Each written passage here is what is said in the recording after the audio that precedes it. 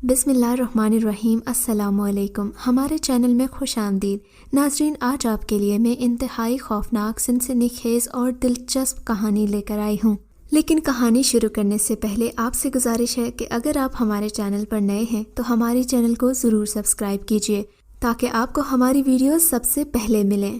ثقلین کی آنکھ کھلی تو چاروں جانب اندھیرا تھا۔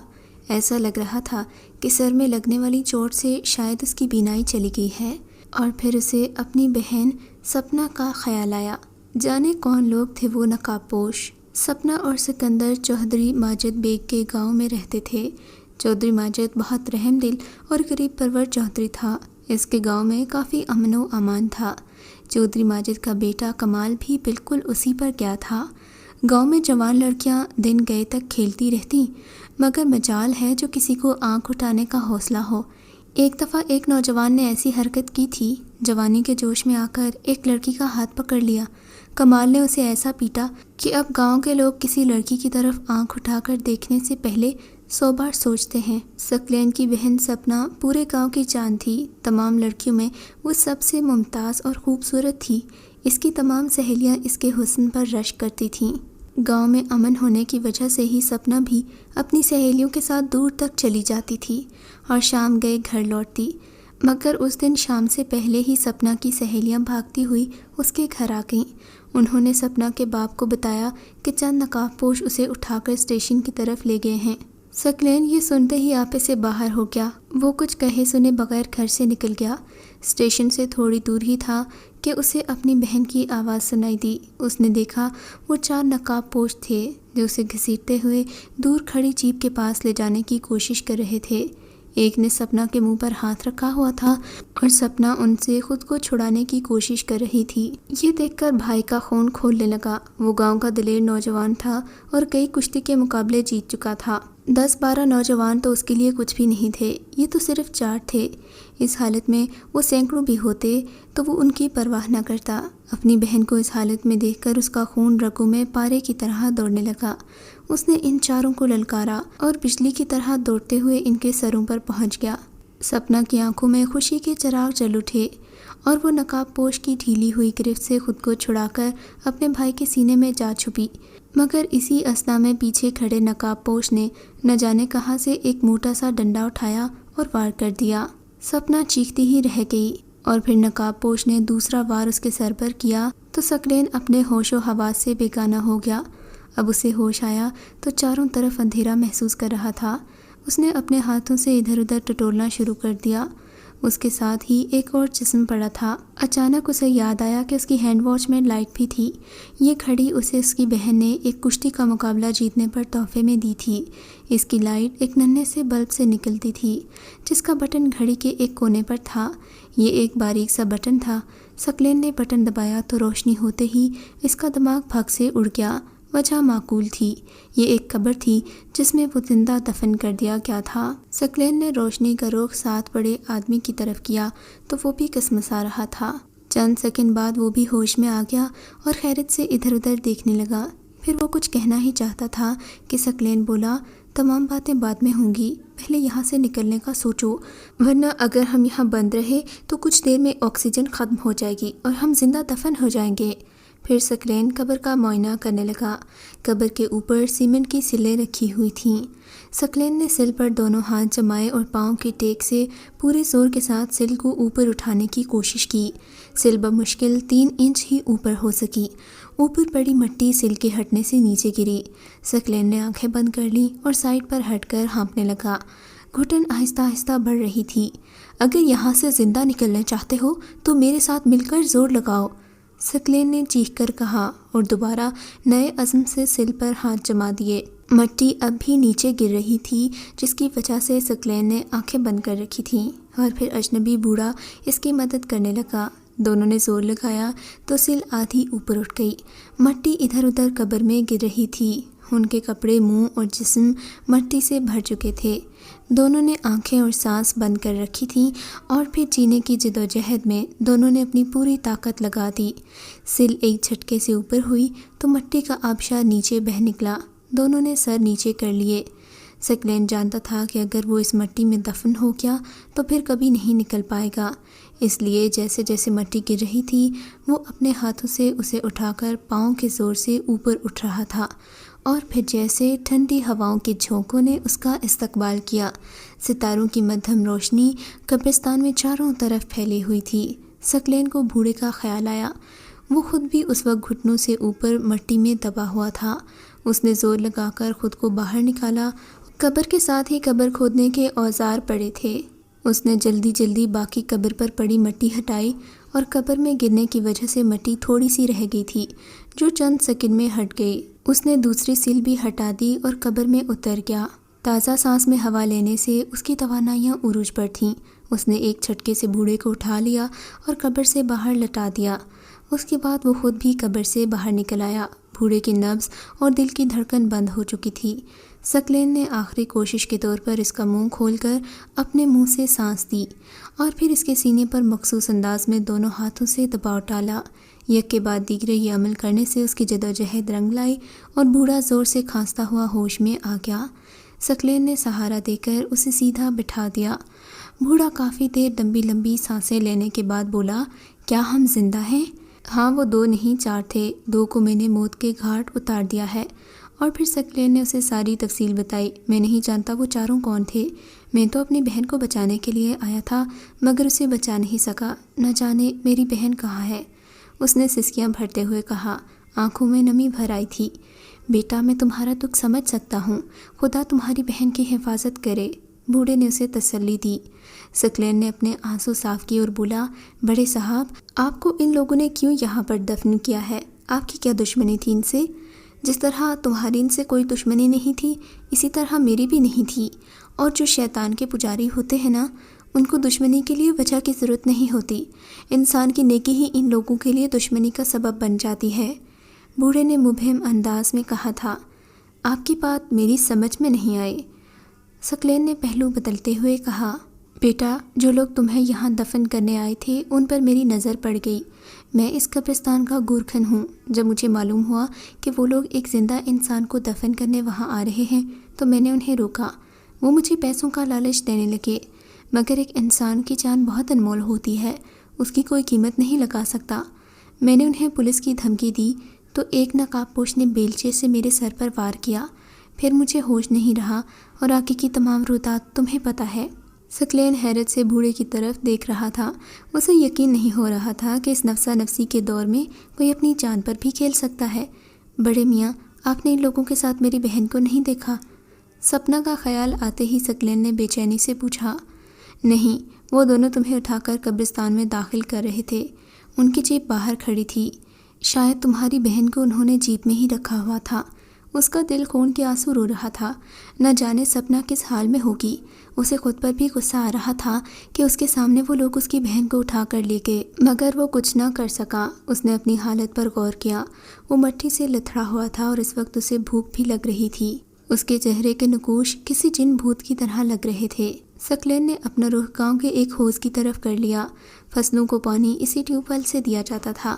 اس وقت ٹیوب ویل بند تھا، مگر ثقلین کے اندازے کے مطابق حوض میں اتنا پانی موجود ہونا چاہیے تھا کہ اس کے جسم سے مٹی صاف ہو سکے۔ وہ حوض سے ہو کر گھر جانے کا ارادہ کر چکا تھا۔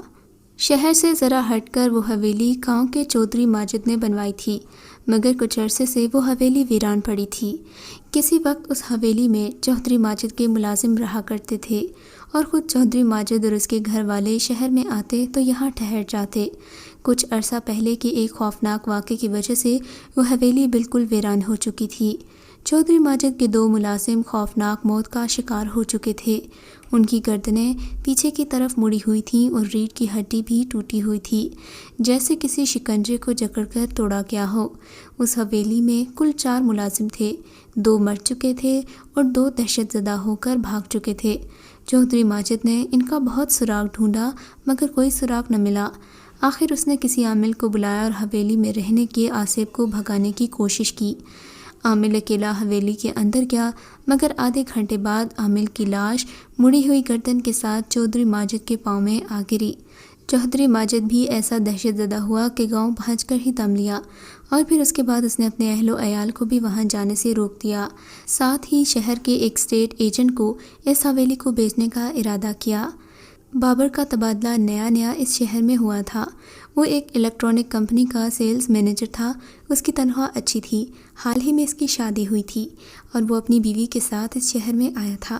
اس شاندار حویلی کو دیکھتے ہی اس کا دل کہنے لگا کہ یہی ان کی رہائش گاہ ہونی چاہیے۔ اس حویلی کے آگے پیچھے کوئی گھر نہیں تھا۔ یہ کسی بھی جوڑے کے لیے ایک رومانٹک ڈیسٹینیشن تھی۔ حویلی کی قیمت تقریباً نہ ہونے کے برابر تھی۔ بابر نے اسٹیٹ ایجنٹ سے اس کی وجہ پوچھی تو اس نے صاف صاف کہہ دیا، یہ حویلی آصف زدہ ہے، اگر آپ نے لینی ہے تو ٹھیک، نہیں تو میں کوئی اور بندوبست کر دیتا ہوں۔ بابر تو ان تہمات پر یقین نہیں کرتا تھا، سو اس نے ہنس کر اسٹیٹ ایجنٹ کی بات کا مذاق اڑایا اور قیمت دے کر وہ حویلی خریدی۔ اس کی بیوی نازنین بھی پڑھی لکھی تھی، اس نے بھی ان باتوں کو کوئی اہمیت نہیں دی۔ اس وقت وہ دونوں اس حویلی کی طرف بڑھ رہے تھے۔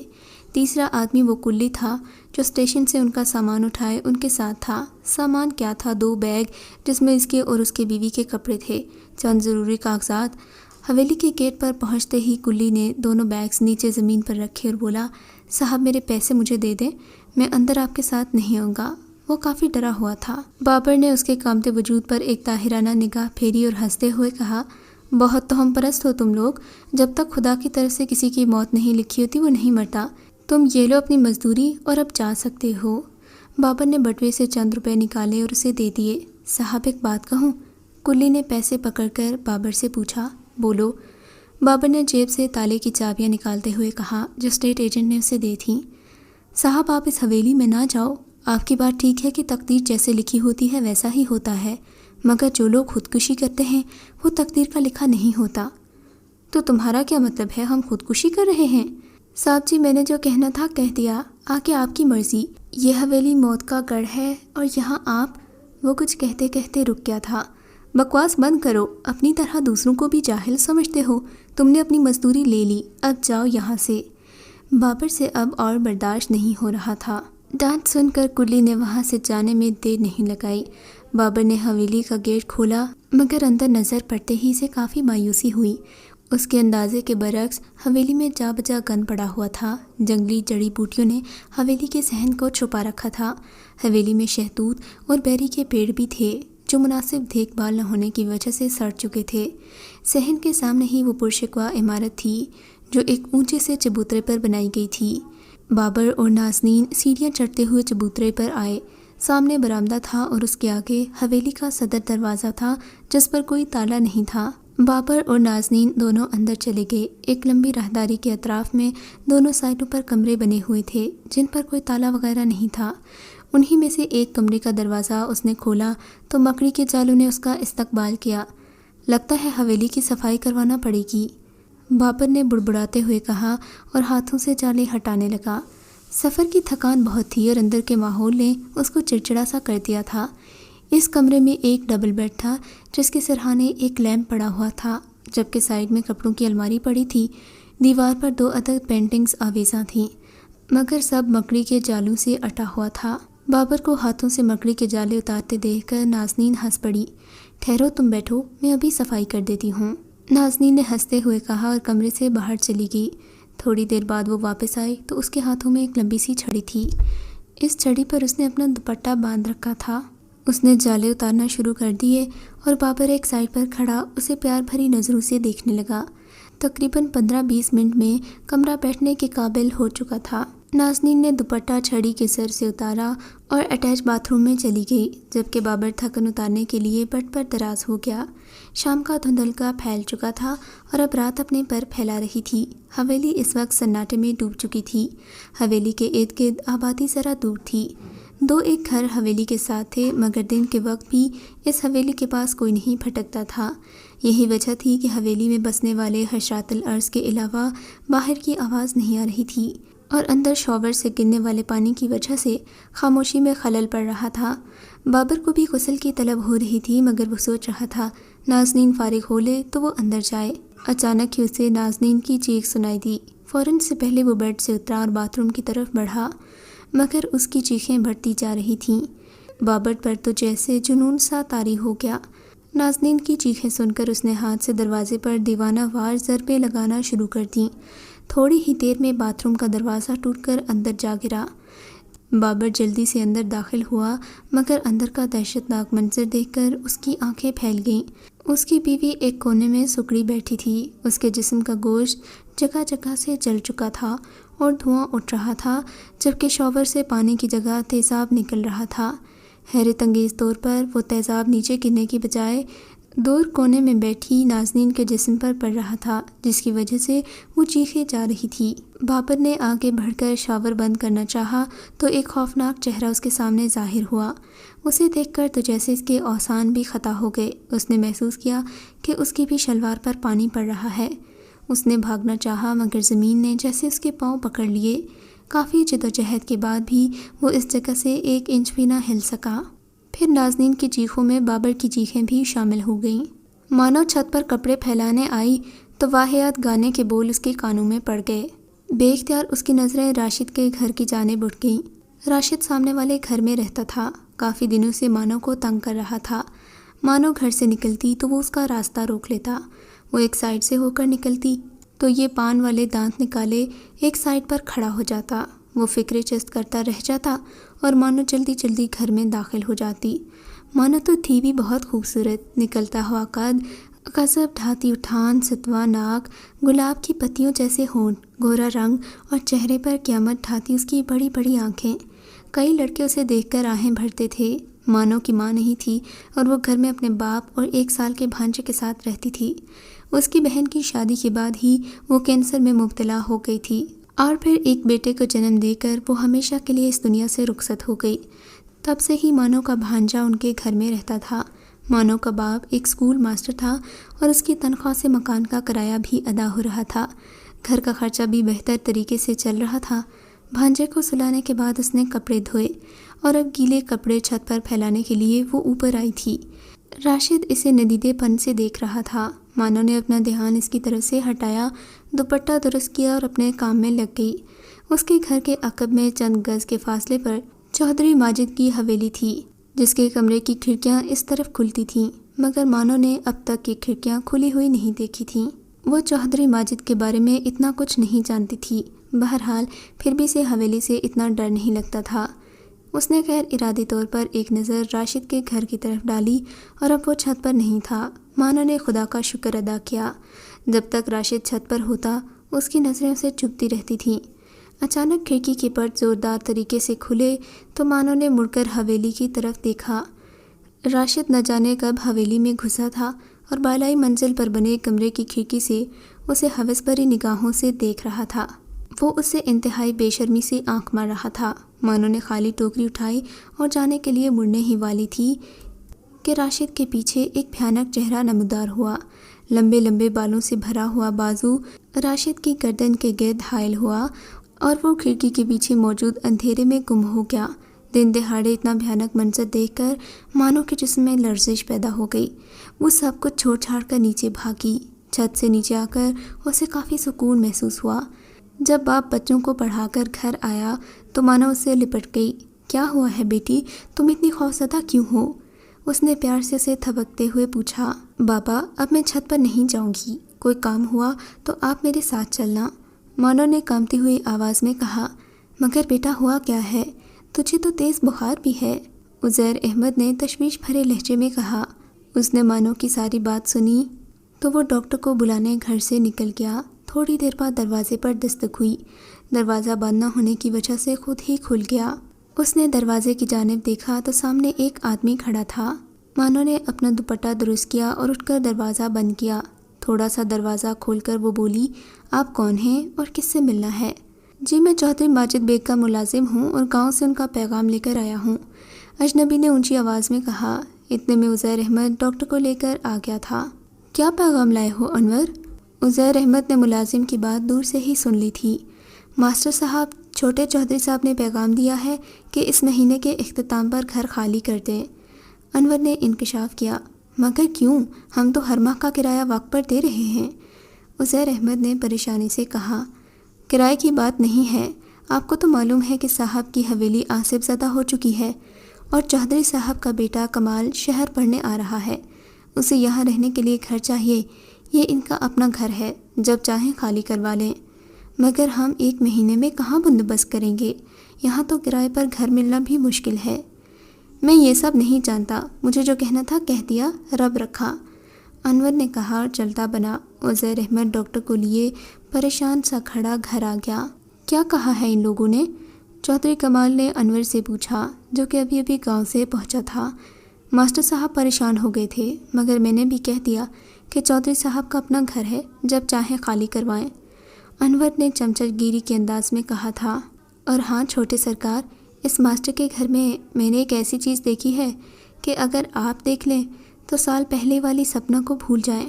آہستہ بولو انور، اگر بڑے چودھری صاحب نے سن لیا تو ساری بنی بنائی عزت مٹی میں مل جائے گی۔ گاؤں والے جانتے ہیں کہ میں بہت شریف ہوں، اپنے باپ کے نقش قدم پر چلنے والا بیٹا ہوں، لیکن اگر انہیں پتہ چل گیا کہ سپنا کو اٹھوانے اور ثقلین کو دفن کرنے میں ہمارا ہاتھ تھا تو چودھری صاحب بھی ہمیں زندہ نہیں چھوڑیں گے۔ کمال نے سرگوشی والے انداز میں کہا۔ سرکار ایک بات سمجھ میں نہیں آئی، ثقلین کے ذکر سے یاد آیا کہ وہ تو اس دن گاؤں سے ایسا کیا کہ کبھی شکل ہی نظر نہیں آئی۔ کہاں ہو سکتا ہے وہ؟ انور نے سرگوشی کے انداز میں کہا۔ چھوڑو، دفع کرو اسے، ہمیں کیا، اپنی گمشدہ بہن کو تلاش کر رہا ہوگا۔ تم یہ بتاؤ کہ ماسٹر کے گھر میں جو ہے کیسی نظر آتی ہے وہ؟ سرکار ایک دم چٹاق ہے، ایسی لڑکی آپ نے زندگی بھر نہیں دیکھی ہوگی، بہت نرالی ہے، انور نے انتہائی بیہودہ اشاروں کے ساتھ اسے بتایا تھا۔ اچھا تو ہم کل رات ہی وہاں جائیں گے، دیکھیں تو صحیح بھلا کیا بلا ہے وہ۔ چودھری ماجد کو نہیں معلوم تھا کہ اس کا بیٹا ہی سپنا کو اٹھا کر لے گیا تھا۔ اگر اسے اس بات کا پتہ ہوتا تو وہ اپنے بیٹے کو سزا دلوانے میں آگے ہوتا۔ ثقلین جب چودھری ماجد کے پاس آیا تو چودھری ماجد نے خود سپنا کی گمشدگی کی رپورٹ پولیس میں لکھوائی۔ جب پولیس سے کچھ بن نہ پڑا تو ثقلین خود ہی اپنی بہن کی تلاش کے لیے نکل کھڑا ہوا۔ 1 سال سے اوپر ہو چکا تھا، مگر ثقلین کو اس کا کوئی پتہ نہیں تھا۔ رات کے اس پہر ماسٹر صاحب کے گھر پر دستک ہوئی۔ ماسٹر نے چارپائی کے نیچے پڑے سلیپر پہنے اور دروازے کی جانب بڑھا۔ دروازے پر مسلسل دستک ہو رہی تھی، کوئی بہت عجلت میں تھا۔ ماسٹر سلیپر گھسیٹتے ہوئے دروازے کے قریب پہنچا۔ ارے صبر تو کرو، آ رہا ہوں، عزیر احمد نے کہا اور بنا کچھ سوچے سمجھے دروازہ کھول دیا۔ 2 نقاب پوش ہاتھ میں ریوالور پکڑے اندر گھس آئے۔ کون ہو تم لوگ؟ کیوں اندر گھسے چلے آ رہے ہو؟ ماسٹر عزیر کی بے چینی بتا رہی تھی۔ مارے گھبراہٹ کے اس کی نیند اٹھ چکی تھی، وہ گھبرا کر انہیں روکنے کی کوشش کر رہا تھا۔ ہٹ جاؤ پیچھے، ورنہ گولی بھیجے کو چیختی ہوئی نکل جائے گی، ایک نقاب پوش نے ریوالور لہراتے ہوئے غرا کر کہا، اور ماسٹر عزیر کو زوردار دھکا دے دیا، مانو بھی اس ہنگامے کے شور سے اٹھ گئی۔ گھبرائی ہوئی نظروں سے انہیں دیکھ ہی رہی تھی جو اس کی طرف آ رہے تھے۔ نقاب پوشوں کے پاس پہنچتے ہی وہ اٹھ کھڑی ہوئی اور بولی، کیا چاہتے ہو تم لوگ؟ اس گھر میں چوری کرنے والی کوئی چیز نہیں۔ ہم چوری کرنے نہیں آئے جانے من، اگر ذرا سی آواز نکالی تو بچے کو مارنے میں ہمیں کوئی دقت نہیں ہوگی۔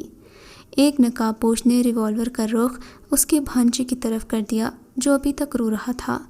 اس سے پہلے کہ وہ مانو کو اٹھاتے، پیچھے کھڑے ماسٹر عزیر نے ان پر چھلانگ لگا دی۔ اس نے دونوں کو گردن سے پکڑا اور ساتھ لیتا ہوا زمین پر جا گرا۔ دونوں کے ہاتھوں سے ریوالور چھوٹ کر دور جا گرے۔ عزیر احمد نے دونوں کی گردنوں کے گرد بازو حائل کر دی اور زور زور سے چیخنے لگا، بیٹا تم بچے کو لے کر یہاں سے بھاگ جاؤ۔ ایک نقاب پوش ریوالور اٹھانے کی کوشش کر رہا تھا جو اس کے ہاتھ سے تھوڑی دور تھا۔ مانو نے بچے کو اٹھایا اور پیچھے دیکھتی رہی، فیصلہ نہیں کر پا رہی تھی کہ جائے یا نہ جائے۔ بیٹا تم بھاگ جاؤ، تمہیں میری قسم، عزیر احمد نے چلا کر کہا اور وہ روتے روتے وہاں سے بھاگ نکلی۔ ننھے قاسم کو بھی اس نے اٹھایا ہوا تھا جس کے رونے کی آواز اونچی ہوتی جا رہی تھی۔ تھوڑی دور پہنچتے ہی اسے فائر کی آواز سنائی دی۔ وہ ٹھٹک کر رک گئی اور مڑ کر گھر کی طرف دیکھنے لگی۔ اس کا دل جیسے کسی نے مٹھی میں لے لیا ہو۔ گھر سے نکلتے ہوئے اس وقت دونوں نقاب پوش اس کی طرف بڑھے۔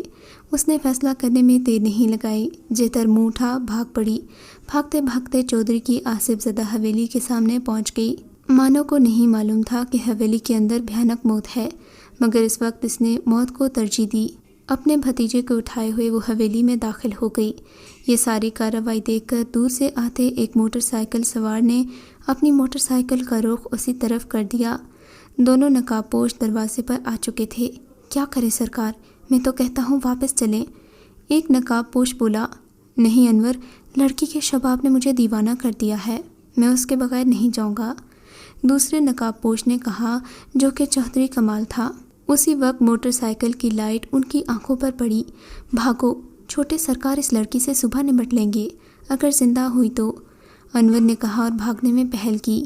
چودھری کمال کو اس کی بزدلی پر غصہ آیا، مگر اس کے پاس بھی بھاگنے کے سوا کوئی چارہ نہیں تھا۔ موٹر سائیکل سوار موٹر سائیکل سے اترا نہیں اور انہیں دور جاتے دیکھتا رہا۔ پھر وہ حویلی کے اندر داخل ہو گیا۔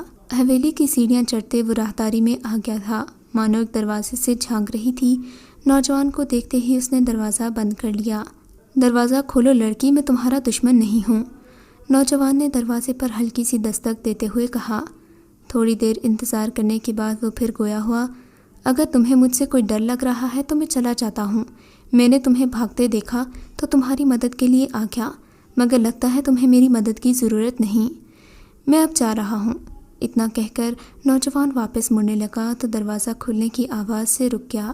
مانو نے دروازہ کھولا اور ٹٹولنے والی نظروں سے اسے دیکھنے لگی۔ کیا دیکھ رہی ہو؟ میں ایسا ویسا آدمی نہیں ہوں، تمہاری مدد کرنے آیا ہوں۔ مانو نے کوئی جواب نہیں دیا۔ بچے کو اٹھا کر وہ کمرے سے باہر نکل آئی۔ آپ کہاں جا رہی ہیں؟ اس وقت باہر جانا خطرے سے خالی نہیں ہے، آپ صبح ہوتے ہی چلی جائیے گا۔ نوجوان نے اسے صدر دروازے کی جانب جاتے دیکھا تو بولا، مجھے بابا کا پتہ کرنا ہے، نہ جانے ان لوگوں نے میرے بابا کے ساتھ کیا کیا ہے۔ مانو اتنا کہہ کر پھوٹ پھوٹ کر رونے لگی۔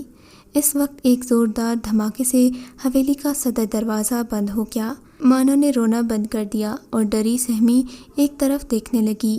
اسی وقت دیوار سے ایک خوفناک چہرہ نمودار ہوا اور مانو کے حلق سے چیخ نکل گئی۔ ادھر چودھری صاحب گھر پہنچ گئے تھے۔ بیٹھیے چودھری صاحب، معذرت چاہتا ہوں کہ آپ کو تکلیف دی، انسپکٹر سالار نے کرسی کی طرف اشارہ کرتے ہوئے کہا۔ بہت افسوس ہوا ماسٹر عزیر کا سن کر، بہت اچھے آدمی تھے وہ، چودھری ماجد نے دلی افسوس کا اظہار کیا۔ اس چین کو پہچانتے ہیں آپ؟ انسپکٹر سالار نے سونے کی چین چودھری کی آنکھوں کے سامنے لہرائی۔ ہاں، یہ تو میرے بیٹے کمال کی چین ہے، اور یہ چین میں پڑا کے کا نشان اس کے نام کی تصدیق کرتا ہے۔ وہ کمال کی چین کو اچھی طرح پہچانتا تھا۔ یہ ہمیں جائے واردات سے ملا ہے۔ اب آپ بتائیں، کل رات آپ کا بیٹا کمال کہاں تھا؟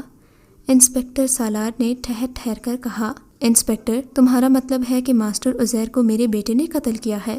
تم ہوش میں تو ہو؟ بھلا کمال کیوں اسے مارے گا؟ اس کی کیا دشمنی اس ماسٹر سے؟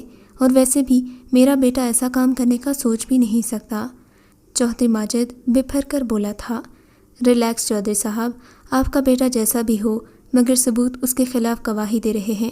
آپ کو جان کر حیرت ہوگی کہ ماسٹر عزیر کی جوان سالہ بیٹی اور ایک نواسہ گھر سے غائب ہے۔ آپ کے گاؤں میں لڑکیاں غائب ہونے کی پہلے بھی 3 وارداتیں ہو چکی ہیں، جن کا اب تک کوئی سراغ نہیں ملا۔ میں یقین سے کہہ سکتا ہوں کہ یہ واردات بھی انہی وارداتوں کی ایک کڑی ہے۔ انسپکٹر نے ٹیبل پر تھوڑا آگے جھکتے ہوئے دھیمے لہجے میں کہا۔ سارا گاؤں جانتا ہے کہ میرا بیٹا کیسا ہے۔ اس نے آج تک کسی لڑکی کی طرف آنکھ اٹھا کر نہیں دیکھا۔ جس طرح میں اپنی قسم دے سکتا ہوں، بالکل ویسے ہی مجھے اس کی قسم دینے میں بھی کوئی آڑ نہیں ہے۔ سنتری کولڈ ڈرنکس اور بسکٹ لے کر آ چکا تھا، جو کہ انسپکٹر سالار کے اشارے پر چودھری ماجد کے آگے رکھ دیے گئے، مگر چودھری ماجد نے کسی چیز کو ہاتھ نہ لگایا، جانے کے لیے اٹھ کھڑا ہوا۔ چودھری صاحب معاف کیجیے، آپ سے مجھے کوئی دشمنی نہیں۔ اگر آپ کا بیٹا بے گناہ ہے تو اس کا بال بھی بیکا نہیں ہوگا۔ یہ کیس شہر سے ٹرانسفر ہو کر میرے ہاتھ آیا ہے، میں دودھ کا دودھ پانی کا پانی کر دوں گا، مگر آپ بنا کچھ سوچے سمجھے غصہ نہ کریں۔ آپ ایک انصاف پسند انسان ہیں، مجھے امید ہے آپ سچ کا ساتھ دیں گے۔ انسپکٹر نے اسے غصے میں دیکھا تو اسے سمجھانے لگا۔ چودھری ماجد چند سیکنڈ وہاں کھڑا اسے ٹکٹکی باندھے دیکھتا رہا اور پھر وہ تھانے سے باہر آ گیا۔ وہ واقعی انصاف کا حامی اور غریب پرور انسان تھا۔ وقتی طور پر اسے بیٹے کے بارے میں سن کر غصہ آیا تھا، مگر اب وہ سوچ رہا ہے کہ ہو سکتا ہے اس نے اپنے بیٹے کو پہچاننے میں غلطی کر دی ہو۔ اگر پولیس کو جائے واردات سے اس کی موجودگی کے ثبوت ملے ہیں تو کوئی وجہ تو ہوگی۔ چودھری ماجد کو لاکٹ والی چین پہچاننے میں کوئی دقت نہیں ہوئی تھی۔ اس کا دماغ کہہ رہا تھا کہ اگر میرا بیٹا بے گناہ ہے تو اس کا لاکٹ وہاں کیا کر رہا تھا۔ انہی خیالوں میں گاڑی چودھری ماجد کی گاؤں والی حویلی پہنچ گئی۔ ڈرائیور نے دروازہ کھولا۔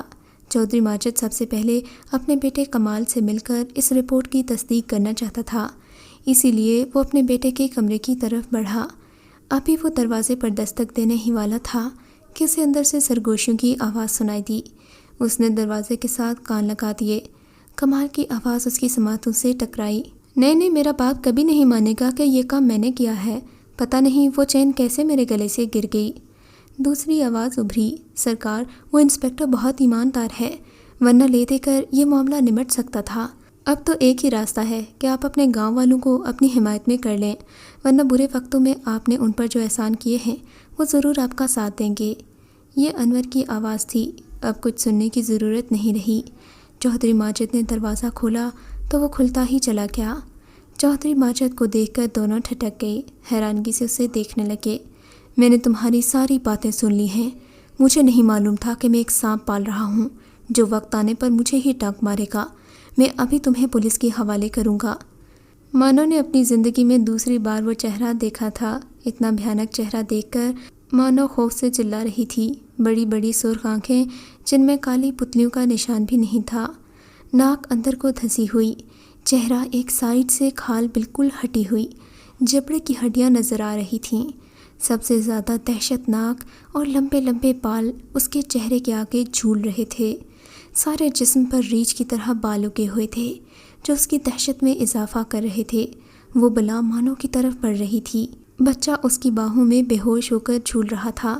بلا کا ہاتھ لمبا ہوتا گیا، مانو کی طرف بڑھا۔ اس سے پہلے کہ بلا کا ہاتھ مانو کی طرف بڑھتا، نوجوان نے جست لگائی اور اس کے سامنے آ گیا۔ بلا کا ہاتھ وہیں رک گیا۔ ثقلین تم؟ بلا کے منہ سے سپنا کی آواز سن کر اجنبی ششدر رہ گیا۔ وہ ثقلین تھا جو اپنی گمشدہ بہن کو ڈھونڈتے ہوئے یہاں تک پہنچ گیا۔ سپنا میری بہن، مجھے یقین نہیں آ رہا، کیا میں خواب دیکھ رہا ہوں؟ ثقلین کی آواز کہیں دور سے آ رہی تھی۔ ہاں ثقلین، یہ حقیقت ہے، میں تمہاری ہی بد نصیب بہن ہوں۔ اس کی آواز میں درد کا عنصر نمایاں تھا۔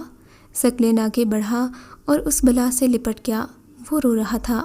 میری بہن، تمہاری یہ حالت کس نے کی ہے؟ بہت ڈھونڈا میں نے تمہیں اور آج تم ملی ہو۔ ثقلین کی آنکھوں سے آبشار پھوٹ پڑے تھے، مانو حیرت زدہ سے اس بلا اور اجنبی کو دیکھے جا رہی تھی۔ یہ سب چودھری ماجد کے بیٹے کمال کی وجہ سے ہوا ہے۔ وہ نقاب پوش جو مجھے اٹھا کر لائے تھے، ان میں سے ایک چودھری کا بیٹا کمال اور دوسرا اس کا نوکر انور تھا۔ اس نے 4 آدمی اس حویلی میں رکھے ہوئے تھے جو پورا مہینہ میری اذیت میں اضافہ کرتے رہے۔ سپنا کے لہجے میں درد نمایاں تھا۔ نہیں چھوڑوں گا میں اس کمال کو، تڑپا تڑپا کر ماروں گا۔ ثقلین نے آنسو صاف کرتے ہوئے فرتے جوش سے کہا، نہیں ثقلین، تم ایسا کچھ نہیں کرو گے جس سے تمہارے ہاتھ اس کے گندے خون سے ناپاک ہوں۔ ویسے بھی وہ میرے دشمن ہیں۔ سپنا نے ثقلین کے منہ پر ہاتھ رکھتے ہوئے کہا، یہ تو ٹھیک ہے میری بہن کہ تم ان سے انتقام لینا چاہتی ہو، مگر بے گناہ انسان جو تمہارے ہاتھوں ہلاک ہوئے ہیں ان کا کیا قصور تھا؟ آج اگر میں نہ آتا تو یہ لڑکی اور معصوم بچہ بھی تمہارے انتقام کا نشانہ بن جاتے۔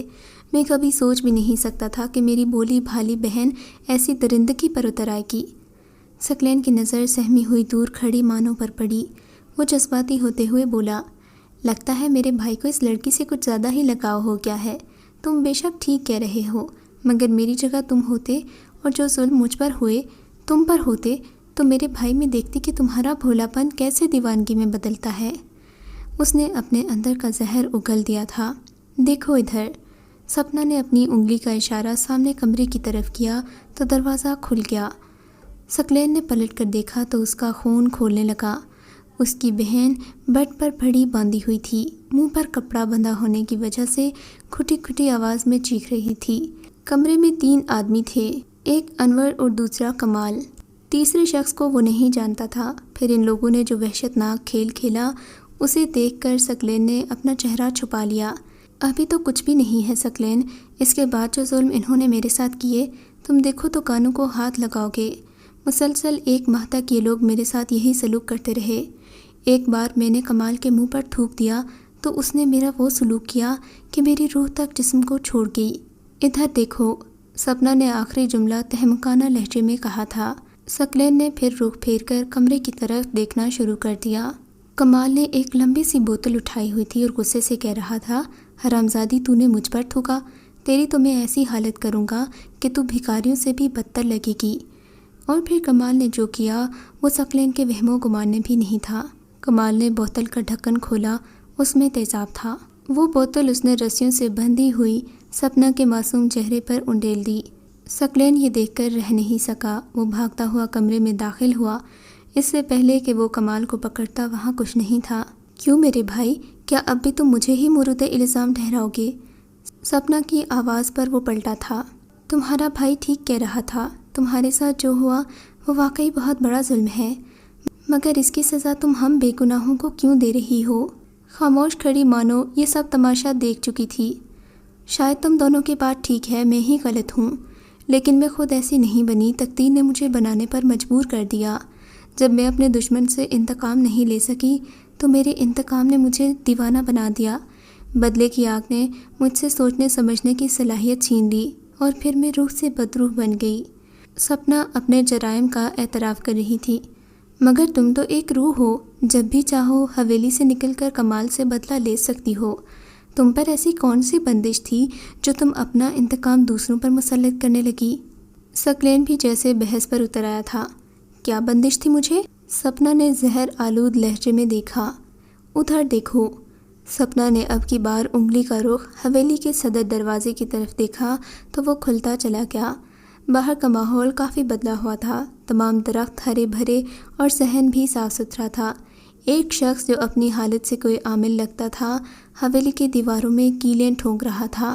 چاروں طرف کیلیں گھاڑنے کے بعد اس نے ایک دائرہ سا بنایا اور اس دائرے میں ابھی ایک قدم ہی رکھا تھا کہ اٹھتا ہوا حویلی کی دیوار سے باہر جا پڑا۔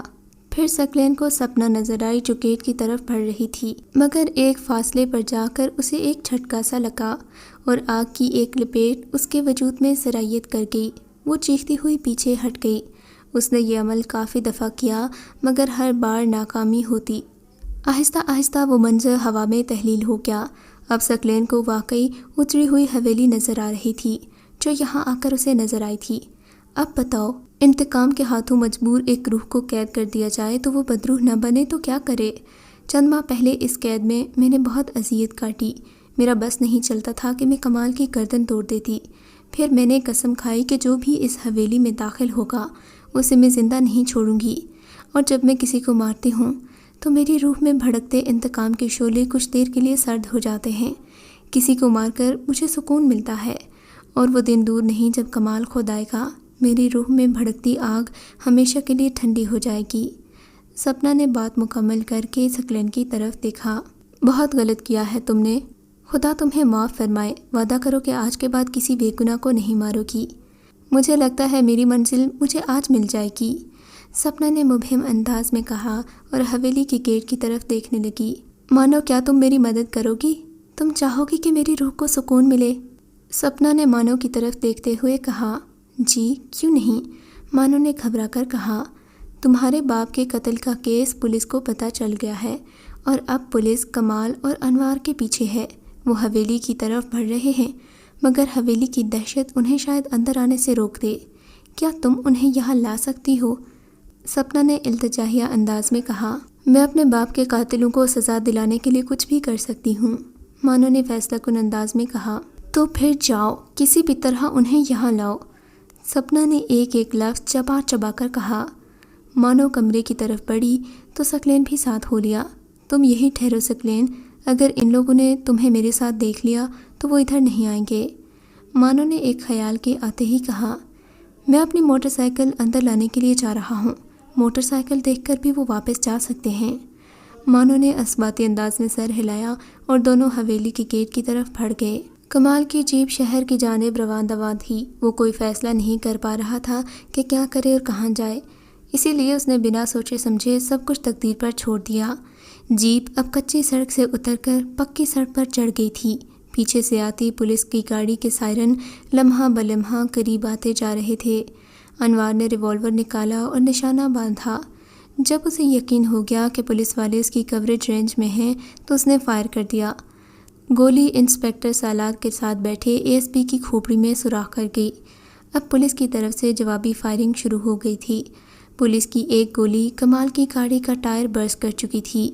گاڑی سڑک پر لہرائی اور کچے میں اترتی چلی گئی۔ کمال نے گاڑی کو بریک لگائے اور نیچے اتر کر دوڑ لگا دی۔ انوار بھی اس کے پیچھے تھا۔ پولیس والوں نے گاڑی روکی اور انسپکٹر اپنی نفری کے ساتھ اس کا پیچھا کرنے لگا۔ دوڑتے دوڑتے کمال کو سامنے والی حویلی نظر آئی۔ اس حویلی میں روشنی کا سیلاب آیا ہوا تھا۔ کمال دوڑ بھی رہا تھا اور حویلی کی طرف حیرانگی سے دیکھ بھی رہا تھا۔ اسے اپنی حیرانگی اس بات کی وجہ سے تھی کہ اتنے عرصے میں حویلی کی تمام لائٹیں پھر سے کیسے روشن ہو گئیں۔ پھر یہ روشنیاں مقناطیس کی طرح اسے کھینچ رہی تھیں۔ سالار اور اس کے سپاہی کمال کے پیچھے ہی تھے کہ اچانک ان کے آگے سے دھول مٹی کا طوفان اٹھا۔ ہوا اتنے زور کی تھی کہ ان کے پاؤں اکھڑ گئے۔ اتنی زور کا طوفان انسپکٹر سالار نے اپنی زندگی میں نہیں دیکھا تھا۔ ادھر کمال دوڑتا ہوا حویلی کے گیٹ پر پہنچا تو مانو وہاں کھڑی تھی۔ کمال کی نظر اس پر پڑی تو ہمتا ہوا بولا، تم ابھی تک زندہ ہو؟ کیوں، مجھے کیا ہونا ہے؟ مانو نے الٹا سوال کیا۔ یہ آصف زدہ حویلی ہے، جو یہاں آتا ہے زندہ نہیں لوٹتا، مگر تم؟ اب کی بار سوال انوار نے کیا تھا۔ وہ آصف اس حویلی کو چھوڑ گیا ہے، تم دونوں بھی اندر آ جاؤ، پولیس تمہارے پیچھے ہے، مانو نے بڑے لاڈ سے کہا تھا۔ وہ ان دونوں کو حویلی کے اندر لانا چاہتی تھی۔ اگر پولیس حویلی کی طرف آ گئی تو؟ کمال پیچھے مڑ مڑ کر دیکھ رہا تھا، مگر تاریکیوں کے سوا اسے کچھ نظر نہیں آ رہا تھا۔ وہ مجھ پر چھوڑ دو، پولیس کو میں ایسا کچھ کروں گی کہ وہ یہاں سے واپس چلے جائیں گے۔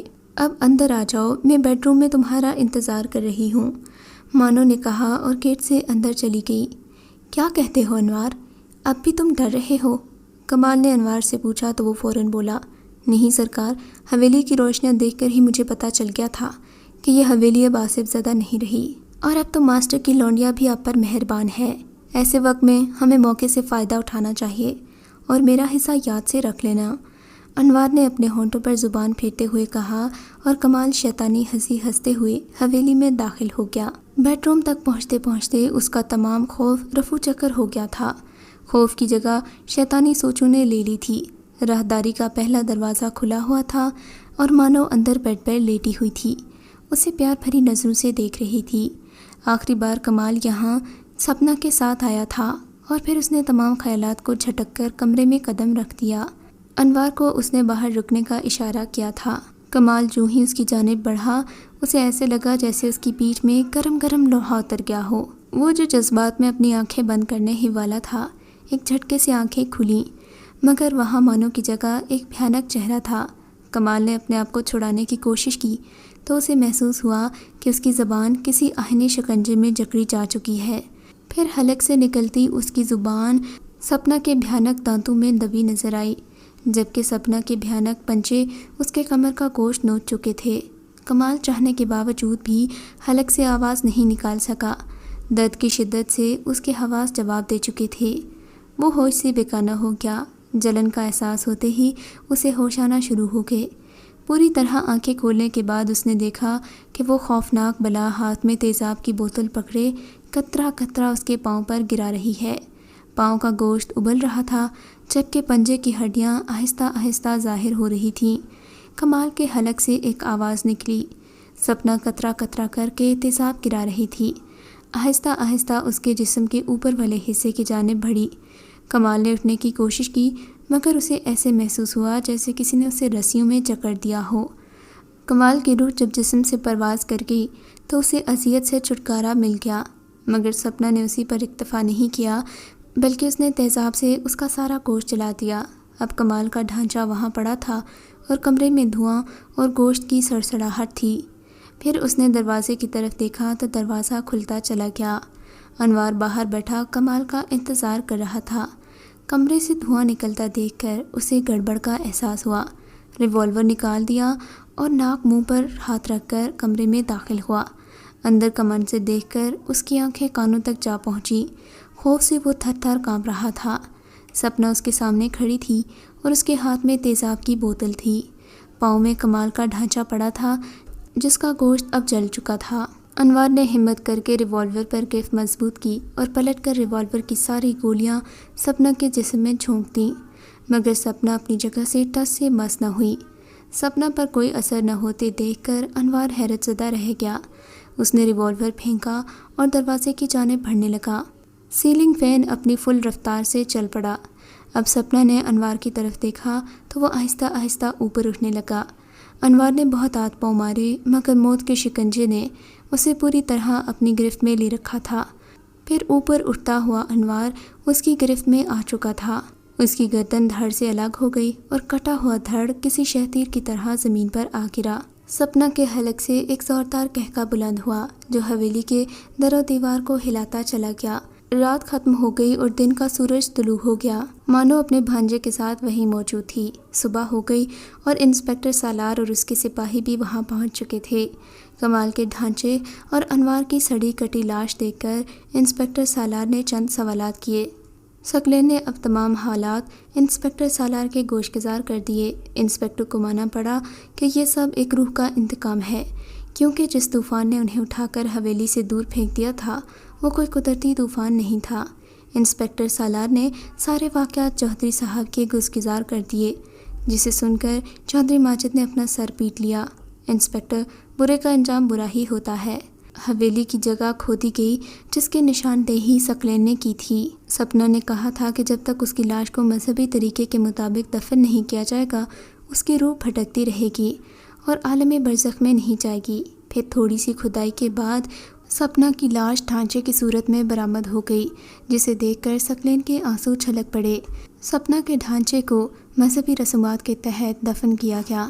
چودھری ماجد کی حویلی دوبارہ آباد ہو گئی اور سپنا کے بھائی کی شادی مانو سے ہو گئی۔